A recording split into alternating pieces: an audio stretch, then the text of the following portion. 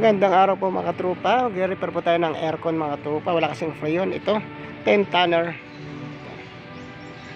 Ayun mga tropa, kasi nung nakaraan na naman dito kasi yung singaw ng freon, yung leak. Dito ngayon magre-replace tayo ng filter dryer. Ito mga tropa. Itong filter dryer ay papalit ko bago. Parang 10 tonner to. Yan.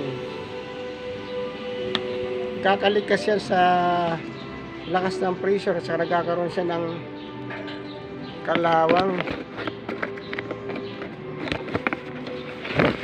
Ito mga tropa. 5 tonner, nandito siya leak. Singaw ng frame, nandito ay naubos. Ngayon, tatanggalin natin ito, sa palitan natin ng filter. Thank you very much po.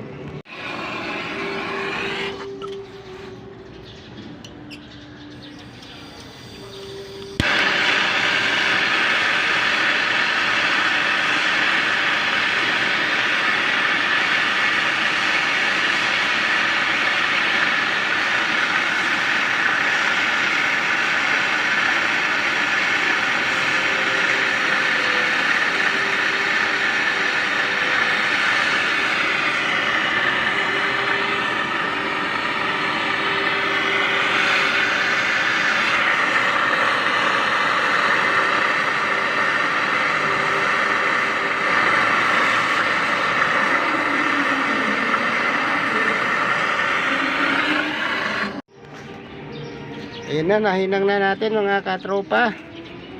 Mamaya babacuum ko yan, tapos kakarga tayo ng freon. Pero itong pipinturahan ko to kasi diyan nag-uumpisa yung kalawang kasi nasunog yung niya, pintura. Pinturahan ko yan dito. Tapos di ko na binabalutan to mga tropa kasi nung dati kasi may balot yan. Saglit na, wala pa isang taon, bulok na to. Ang gagawin ito, ito lang inalagyan ko ng polyethylene. Saka dito. Yan, hanggang dito. Pero yan, hindi ko na binabulutan. Thank you very much po.